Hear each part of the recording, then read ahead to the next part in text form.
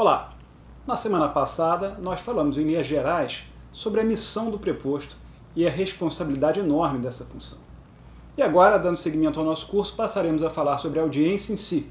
Mas antes, eu peço que, se você está achando esse conteúdo relevante, dê o seu like e se inscreva no canal.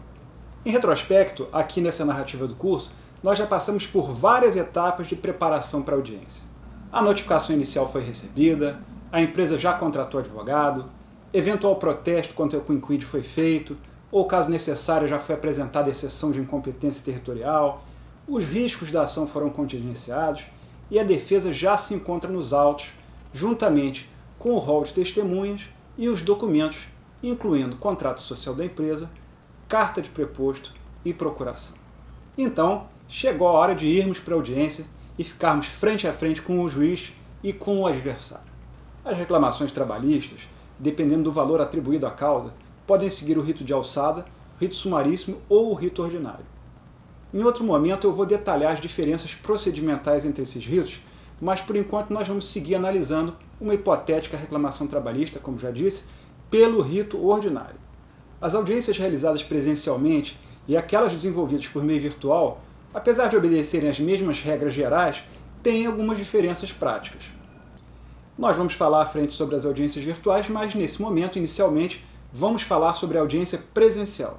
As audiências presenciais são o padrão no judiciário trabalhista, no judiciário em geral, e é de se esperar que com o fim dessa crise elas sejam retomadas. Como nós também já vimos, a reclamada tem que receber uma notificação inicial que informa a data e o horário da audiência, e nessa notificação também deve haver indicação do endereço da vara do trabalho onde será realizada a audiência. Independentemente de onde você esteja, sempre é bom, antes das audiências, procurar se informar quanto às melhores formas de chegar ao local para evitar qualquer dissabor, qualquer atraso, surpresa ou inconveniente. Com que antecedência chegar? Em tempos normais, o volume de pessoas nas dependências da Justiça do Trabalho é muito grande e não são incomuns enormes filas para utilizar os elevadores. Então, manda prudência que advogados, partes e testemunhas que não desejem demonstrar seus dotes atléticos correndo escadas acima, cheguem ao local das audiências com uma antecedência bastante razoável. Eu costumo sugerir como meta pelo menos 30 minutos de antecedência em relação ao horário designado para a audiência. Agora, dependendo do seu ponto de partida, pode ser considerado talvez um prazo ainda maior, de forma a contingenciar eventuais congestionamentos ou outros imprevistos. Por outro lado, aqueles que vão participar da audiência precisam estar preparados para enfrentar atrasos, que não são incomuns. As audiências frequentemente são apregoadas muito após o horário aprazado. Mas você nunca deve contar com atrasos. Isso é um jogo muito perigoso, no qual eu acredito que você só tem a perder. Independentemente da possibilidade da audiência atrasar, nós temos que nos programar para estar ao dispor do juízo antes da hora e até quando for necessário. Ou seja, no dia da audiência, é melhor você desmarcar qualquer outro compromisso e ficar zen. Muitas vezes me perguntam se nós somos obrigados a ficar esperando de forma indefinida pelas audiências. Bem, a CLT apresenta uma hipótese que permite que as partes e advogados se retirem se o juiz se atrasar para a audiência. À hora marcada, o juiz ou o presidente declarará aberta a audiência, sendo feita pelo secretário ou escrivão a chamada das partes, testemunhas e demais pessoas que devam comparecer. Parágrafo único.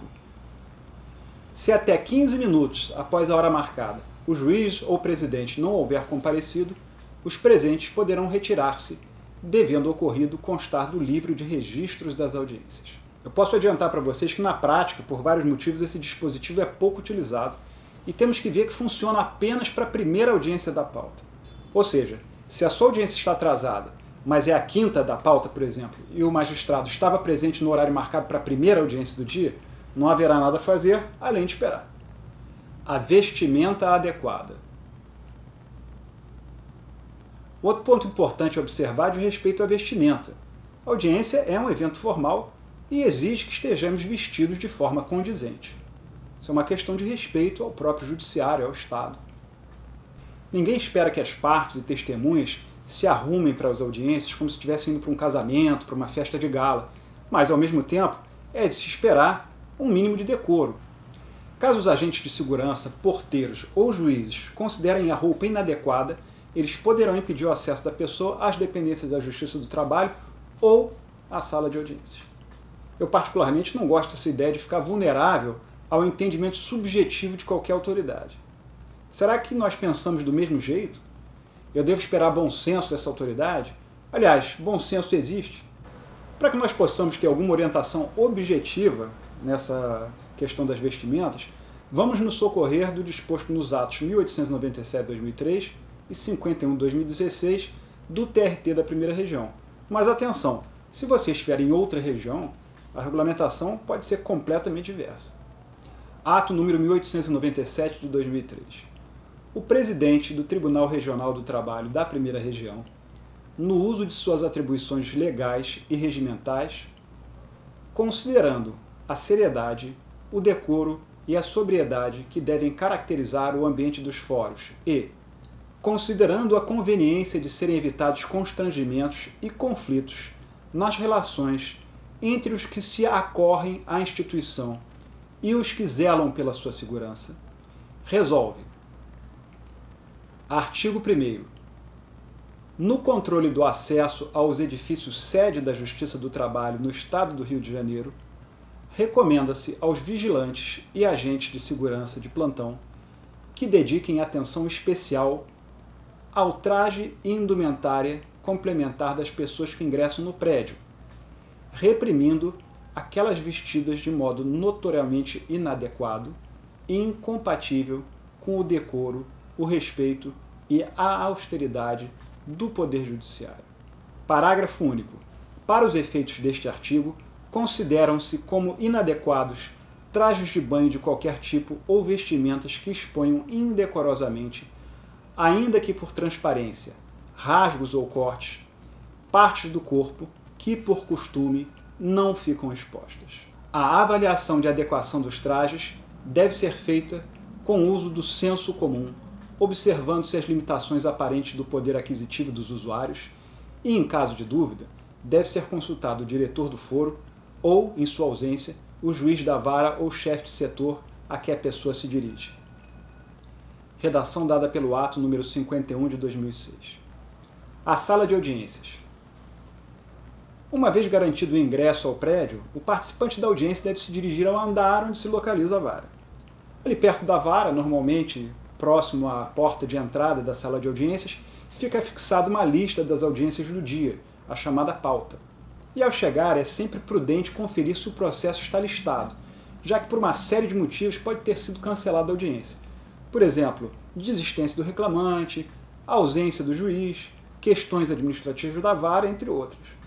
As audiências são públicas, salvo em caso de segredo de justiça, que pode ser requerido pela parte quando o que se discute for tema sensível, como, por exemplo, assédio sexual ou a demissão de empregado portador do vírus HIV. E não sendo o caso de segredo de justiça, as partes podem ingressar na sala para assistir às audiências de terceiros. Essa, inclusive, é uma prática recomendável e instrutiva. Uma vez que você esteja na sala de audiências, deve ser mantido decoro, devem ser evitadas conversas, uso de celular ou qualquer outro comportamento que possa prejudicar o desenvolvimento da pauta. Já fique avisado que muitos juízes ficam extremamente irritados com os celulares tocando, o que, aliás, é perfeitamente compreensível. Então desligue seu telefone, ou pelo menos coloque ele na função vibrar. Volta e meia nós vemos alguém desesperado, tentando desligar o telefone, arrancar a bateria, segurar ele para ele não tocar alto. Isso tudo sob os olhares de reprovação do juiz e da plateia.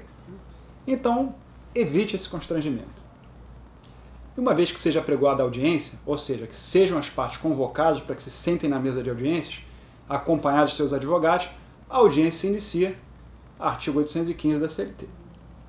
A disposição tradicional de uma sala de audiência é a seguinte: se você imaginar que eu esteja na posição do juiz e você na posição de alguém que está entrando na sala de audiências, deste lado aqui, à minha direita, à sua esquerda, vão sentar o advogado da reclamada e o preposto.